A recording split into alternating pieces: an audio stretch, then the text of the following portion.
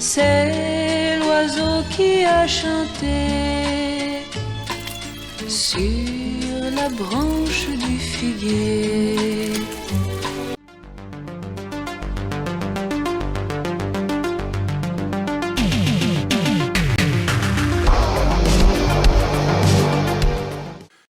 Hi, this is the Professional Amateur Hour coming to you with another review. This week, Leo sent me The Last Journey of Paul W.R., or at least that is the English title of this French movie, and I think the French title is Le Dernier Voyage, or something like that. And this 2020 film was directed by Romain Quirot and stars Hugo Becker and Reno, among others, of course. The story of this movie actually has quite a bit of setup. It has this world where all of the resources have been depleted, and so nothing really works. However, at that time, this red moon appears in the sky, and people figure out how to harvest the red moon energy so they can start, powering all their cars and stuff as well. And so they do that for a while. However, the moon doesn't really like it, so it starts to move closer, threatening to destroy everything. And there is this one astronaut who can fly up to the moon and actually save everyone, but he has gone missing. He's just gone AWOL. He's taken off into the desert to find a forest or something. And so people are looking for him, and it follows his journey across the wasteland. But will he ever, find the courage to do his mission? Well, you'll have to watch the movie and find out.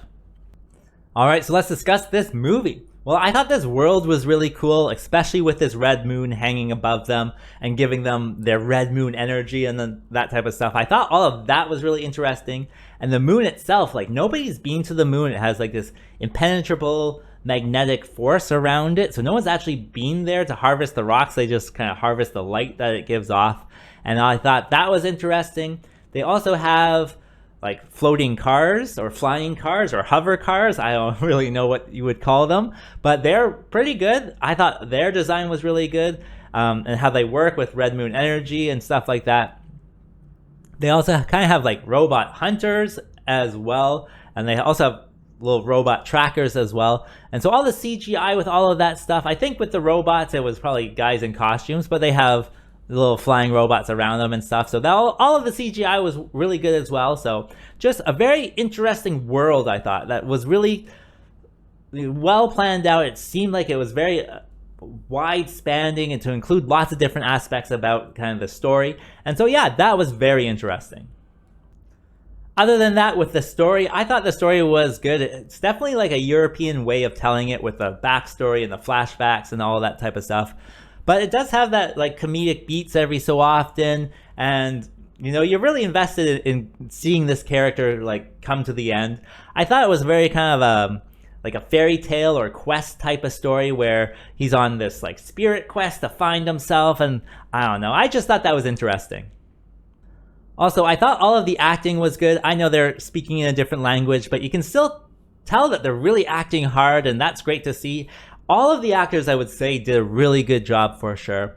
Other than that, the shooting was really beautiful, especially kind of with this desert landscape sometimes. And so yeah, the shooting and the acting were top notch for sure. Let me think, anything else? I did kind of enjoy the story beats of the movie. I thought it was well paced. Something's always kind of happening, or something is always, going to happen. And I thought they had a few good comedy beats as well, good comedic timing with the one or two jokes that they do tell. But yeah, all of that was pretty good. So yeah, just an easy watch, I would say. And that brings me to what doesn't work with this film. Well, I thought with the story, there is quite a few flashbacks as well. And they give the motivation for the main character from childhood and whatnot. And it just kind of seemed like a clunky thing to do, a clunky thing to put in there. And how they relate to the main storyline doesn't, I guess it works, but it's very clunky. I'll say that. So yeah, just a little bit of clunky storytelling in there.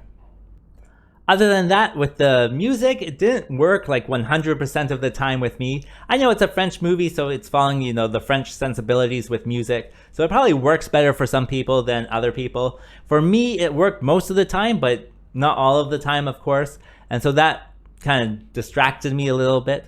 Other than that, it is all in French. So if you speak French, si tu parles français, donc tu es bon. I want to say it, so my French has never been very good. But if you don't speak French, then you're reading the subtitles. And if you don't like to read, I'm sure that's a problem for you. But it's not really a problem for me. I don't mind reading, so I did just follow along with it perfectly fine. But if you're not into subtitles, don't watch it. Or speak French, I guess. So who would I recommend this movie for? Well, I think if you're a sci-fi fan, you can turn it on. It does have that fairy tale aspect of it, so it's much more about the spirit of the characters rather than the science behind everything. And so yeah, you can definitely turn it on and enjoy it. As for a rating, I gotta give it the average score of 5. And with that being said, I think that's all I wanted to say. So like and subscribe, and I'll see you next time.